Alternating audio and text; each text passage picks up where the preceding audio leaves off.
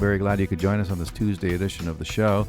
We have Miles Kristen coming to us from near Madison, Wisconsin, and Miles is going to be talking about and bringing us up to speed on the increasing number of riots, the latest being in Minneapolis, following the fatal police shooting of a black man not far from where George Floyd was killed while he was in police custody. Miles, welcome to the show. Thank you for having me. Let's listen a little bit to this report out of Minneapolis. Okay. Oh, more flashbang grenades. It's just loud. It's okay. You're all right. Police in Minneapolis unleashed tear gas and rubber bullets on protesters Sunday, hours after a police officer fatally shot a man only 10 miles away from where George Floyd was killed in police custody last year. About 100 protesters confronted police in riot gear, chanting Black Lives Matter and climbing on top of police cars. A witness told Reuters that later, police fired rubber bullets, hitting at least 2 people and leaving at least 1 man wounded and bleeding from the head.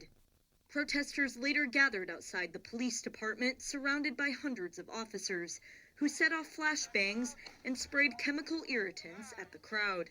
All right, so that's the report out of Minneapolis. What are you hearing, Miles? Well, that not just there were riots in Minneapolis, but also in Portland, where I believe they set fire outside of a immigration customs ICE building, and the individual who got shot, his mother, had come out and said to the public and to the protesters, "Please do not riot. Please do not cause destruction." All that, fell on deaf ears. And in this situation, you've got these opportunistic people, using it to create chaos. And same as last year, same as George Floyd. There's Yeah, it's very, very grim. Now, there's nothing going on in Wisconsin, but I guess things could get rough too because of what the situation with the kid who was. Well, I guess he shot, a couple of people, I suppose, during riots following, was it the George Floyd thing that triggered that? Are we talking about Kenosha? Yes, it was Kenosha. There was the individual Jacob Blake who was, wanted for, he had some warrants for some very serious things.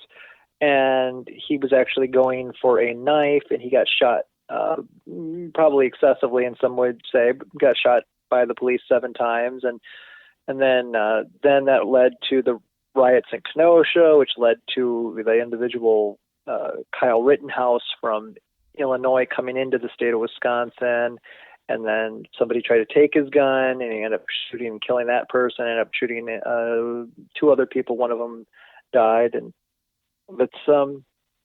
it's been a really crazy, year, COVID aside, with all these riots and whatnot. And the mayors of these cities are not doing anything to prevent, this from happening. The city of Madison, has been boarded up. I mean, I can't remember the last time I was up there, but I mean, even just 3-4 months ago. And so we're talking 6 months, 7 months after the killing of George Floyd, and the town was still boarded up everywhere. And so they haven't done anything to prevent further rioting from happening. Yeah, and I guess, this was going on when Trump was president. Now with Biden in there, it doesn't seem to be much better, is it? It's not like he came in and all these lefties said, "Oh, great, well, we got the guy we wanted, let's tone it down." There was never... it makes no sense. It was like they allowed the riots to happen because they didn't want to lose out on that riot demographic of voting, when actually they probably turned off a lot of people from voting for the Democrats because of how much they allowed the rioting to happen.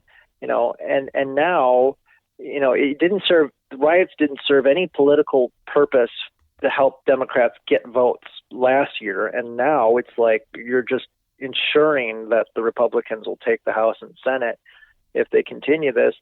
And I don't see left-leaning politicians doing anything to want to stop these riots. Yeah, absolutely. And I guess the midterms are a year and a half away, and I don't know what the polling suggests, but if people thought that a Biden presidency would mean, peace in our time, it certainly hasn't worked that way. It just seems like a lot of these rioters are looking for any excuse they can to smash and grab in their way into a Foot Locker or torch businesses or whatever. Like, are these funded? Are these protesters just getting money from somewhere? I mean, BLM has like hundreds of millions, I understand. It just, in fact, what I hear was the head of that organization recently bought like 4 homes. Yeah. Millions of dollars to spend. So clearly there's a lot of money in rioting and destroying property and raising, sparking race war. Well, you have, like I've said before, you've got the Black Lives Matter, the chant, the organization, individuals, many of them peaceably assembling. You have that. But then you also have is these splinter organizations. You have these organizations that will pop up, and they don't even have to be a real organization. It could literally just be a Facebook page put together by a couple people, and they've got a GoFundMe on it, or some sort of a PayPal or whatever. And so you've got protesters just on an individual basis, coming out, making a bunch of money off these protests, organizing protests. In Madison, you've got 2 organizations that are actually non-profits, except they're heavily involved in elections and promoting candidates, which they're not supposed to be doing as non-profits.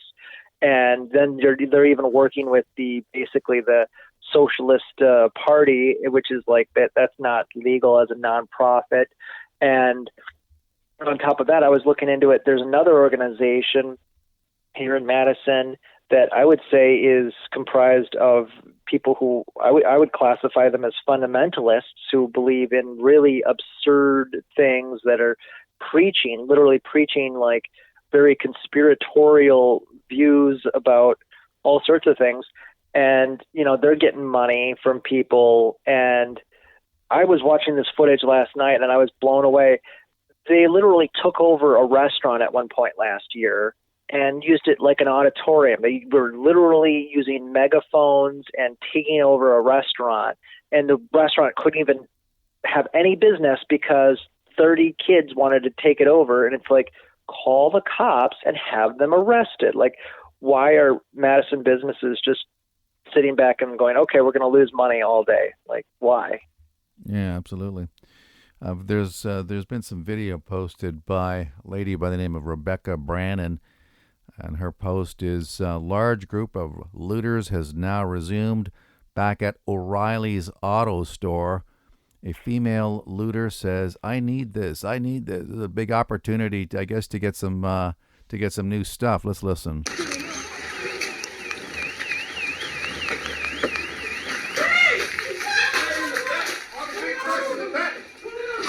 That business looks like it's a total disaster. She's just running all over the place and grabbing stuff. I need this and I need that. It's just an opportunity. People running all over the place. I'm looking at footage right now of people walking, no masks. Apparently COVID won't affect you if you're rioting and looting, but walking, if you you shouldn't riot. You shouldn't go into a store and riot, but if you're going to do it, maybe, especially if there's a deadly pandemic going on, there's 2 reasons to wear a mask. 1, because the virus, and 2, to cover your face. But you got people running into stores, grabbing handfuls of clothes or whatever, running out. And it's like, okay, so when the U.S. Capitol rioters do this, we can use the cell phone technology to figure out who was there, and we can capture all their faces and put them up on the news and, arrest hundreds of them then that one, single day. But when thousands of people riot for months on end, we never use any of that cell phone data to even though, they're not just attacking large corporations. They're attacking immigrant-owned restaurants, small boutiques. I mean, I know people in Madison who, their business is gone. Businesses that have been there 10, 20, 30, 40 years, it's gone. Their entire livelihood, something they worked for their entire life, is gone. And nobody cares. I remember there was a business owner on State Street who basically said, I don't, it's okay. My windows can be replaced. And he was being apologetic to the people, saying, I'm okay if you smash my windows. I care about the message or the cause or whatever. And then somebody had to chime in like, oh, look at you with your privilege of your insurance. It's like, what? How much further do people have to go? Like, there's no appeasing these people. There's no appeasing. Let's listen to the police. This is Police Chief Gannon in Brooklyn Center, I guess it is. This is in Minnesota. The police. The headline. This is the CNN interview with the police chief out there. What was your decision to issue a dispersal order while they were peacefully protesting? Whoops. Let's try that again. In front of the police station. What led to you to issue a dispersal order, and then on the back end of that 10-minute dispersal order, then to issue out CO2 canisters and gas for the crowd? So, can you talk to us about that? Just so everybody's clear, I was front and center at the protest, at the riot. We did not. Don't do that. There was no riot. There was. So, the officers that were putting themselves in harm's way were being pelted with frozen cans of pop. They were being pelted with concrete blocks. And yes, we had our helmets on and we had other protection gear, but an officer was injured, hit in the head with a brick. That was a Hennepin County deputy. He was transported to the hospital. Do you believe this reporter saying said, don't do that, there was no riot? So or somebody questioning this police chief saying, you're exaggerating or denying that there was a riot. This cop is just saying, yeah, there was. And then it's almost like you're arguing with these reporters who insist that it wasn't a big deal. I'm looking at it looks like it's Target. Yeah, it looks like literally the same mall or strip of stores that got hit early last year in Minnesota is being hit all over again. I'm looking at this footage of somebody live streaming as they're going through the store, and you've got person after person just running out with handfuls of clothes, and it's just. This is unbelievable. And listen to this nutjob reporter saying, "Will you commit to protecting protesters and the people of this city?" Listen. Thank you for your time. Thank you. Okay. Yes, I have a question. Final question? All right. Final question. So, Police Chief, we hear that you have committed to protecting this building, protecting the city tonight if there are protests. Will you commit to protecting protesters and the people of this city? I am committed to protecting the peaceful protesters of the city every day. Not yesterday. Peaceful protesters. I was a peaceful protester. Yeah. So these reporters are completely on the side of the protesters. These reporters are supposedly supposed to be fair and objective, and it's like they're going after the cops because apparently some protesters needed to be protected. What planet is this, man? Honestly, these people are destroying property. I'm flabbergasted. Can you make sense of that? It's so absurd because there is a very serious discussion that should happen about what laws should and shouldn't be enforced, the war on drugs, jurisdiction of which department should be where. Many of these cases, like, for instance, there's Eric Gardner in New York was selling loose cigarettes, got choked to death by 8 cops. Like, selling loose cigarettes should not be a crime. Philando Castile, who was shot in Minneapolis several years ago, he had a legal right to own a gun, right? And so many of these cases, it's like the way some of it started, there's serious questions about what happened. And then you have these riots, and none of these serious questions get addressed. It's just, cops bad, every situation, the person was 100% in the right. The cops are evil. That's the narrative. I mean, you look back to last summer with George Floyd, and there was a moment when everyone agreed what happened to George Floyd was excessive, was wrong, was terrible, should not have happened. And there was this moment when everyone was in agreement, and that moment ended very quickly once the riots happened. And that, how is this so hard to understand that the riots are creating the opposite? They're just bringing more cops in, and you're making the situation worse. The riots just put more gasoline on the fire. Yeah, meantime, you got these Marxist city councilors calling on defunding the cops. I mean, and more money for BLM and Antifa. And that's we saw a lot of that with this recent city council race here in Madison. You know, you had the defund the police people running. A lot of them lost. Some of them won.